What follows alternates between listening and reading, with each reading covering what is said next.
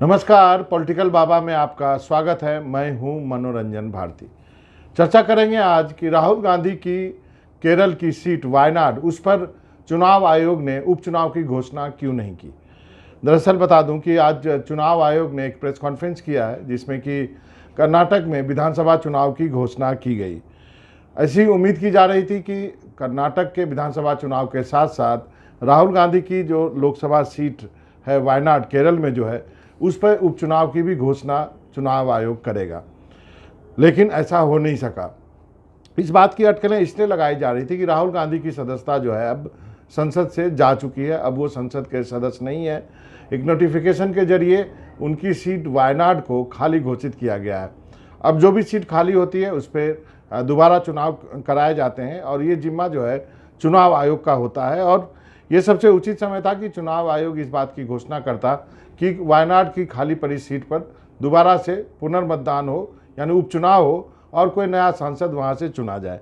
लेकिन सब कुछ तैयारी होने के बाद वहां पे अंतिम समय में चुनाव आयोग ने घोषणा नहीं की।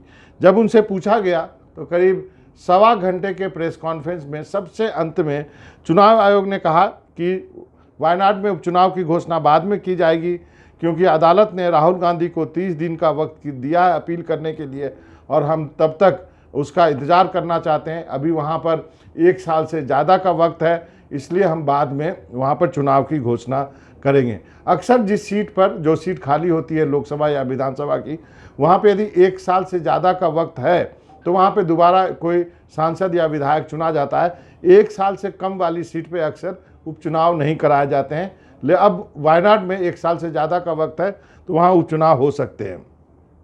अब ये निर्भर करता है राहुल गांधी के ऊपर कि कब वो ऊपर के अदालत में अपील करते हैं और अपने सेंटेंसिंग और कन्विक्शन के खिलाफ स्टे लेकर आते हैं, ताकि उनकी सदस्यता बहाल हो सके और वायनाड में उपचुनाव की नौबत ही ना आ सके।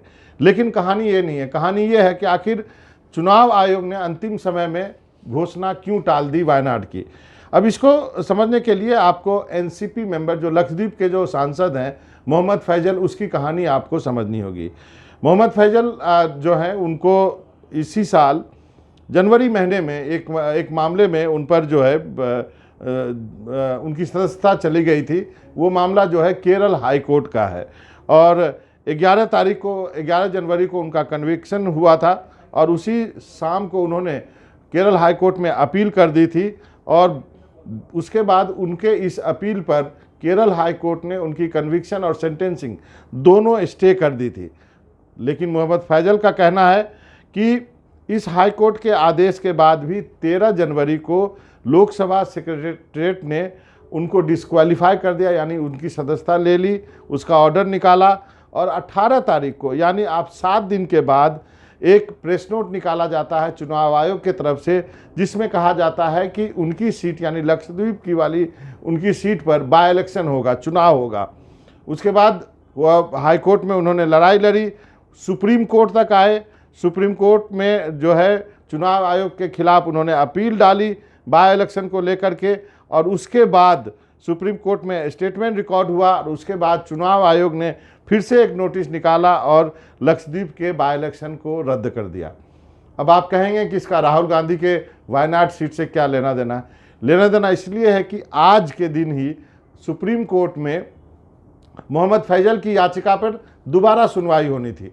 उन्होंने ये याचिका डाली हुई थी कि जब उनको हर जगह से उनके कन्विक्शन और सेंटेंसिंग पे स्टे हो गया है तो 60 दिन होने को आए, उनको लोकसभा का सदस्य दोबारा क्यों नहीं बनाया जा रहा है, उनको लोकसभा क्यों नहीं जाने दिया जा रहा है। उन्होंने कहा कि वो कई बार जाके लोकसभा अध्यक्ष से मिले, यही नहीं कई बार उनके नेता शरद पवार भी लोकसभा अध्यक्ष के पास गए। एक फ़ोटो भी उन्होंने ट्वीट किया जिसमें कि लोकसभा के अध्यक्ष शरद पवार और मोहम्मद फैजल बैठे हुए हैं। लोकसभा में जो एनसीपी की नेता हैं सुप्रिया सूले, वो भी कई बार स्पीकर से मिलने गई, उन्होंने भी कई बार कोशिश की।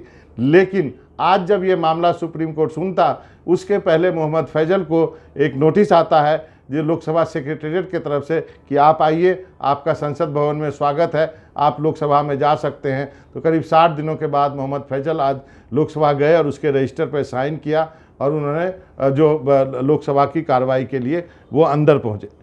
तो शायद ये सब चीज़ें चुनाव आयोग के नज़र में होगी। उनको लग रहा होगा कि आज ही एक सदस्य को 60 दिन के बाद जो हाउस में घुसने दिया जा रहा है। ऐसे में वायनाड का उपचुनाव यदि वो उसकी घोषणा करते हैं तो इसके कई मायने लगाए जा सकते हैं।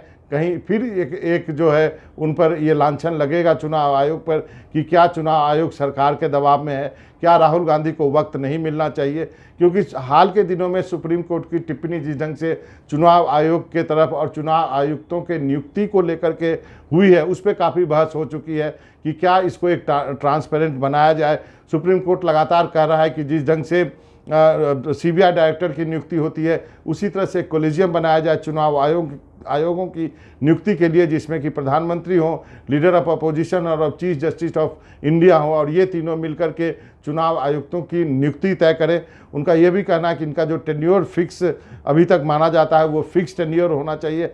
हाल के वर्षों में किन्हीं भी चुनाव आयुक्तों का फिक्स टेन्योर देखने को नहीं मिला है। एक रिवॉल्विंग चेयर की तरह वहाँ पर चीज़ें की जा रही है। तो इन सब चीज़ों को देखते हुए चुनाव आयोग ने शायद अंतिम समय में वायनाड सीट पर जो उपचुनाव की घोषणा थी उसको टाल दिया है और वो कहा गया कि अभी हम राहुल गांधी के अगले कदम का इंतजार करेंगे। राहुल गांधी कब जाते हैं अब अदालत का दरवाज़ा खटखटाने, ये तो मालूम नहीं, लेकिन ये बात ज़रूर है कि राहुल गांधी के लिए थोड़ा वक्त और मिल गया है।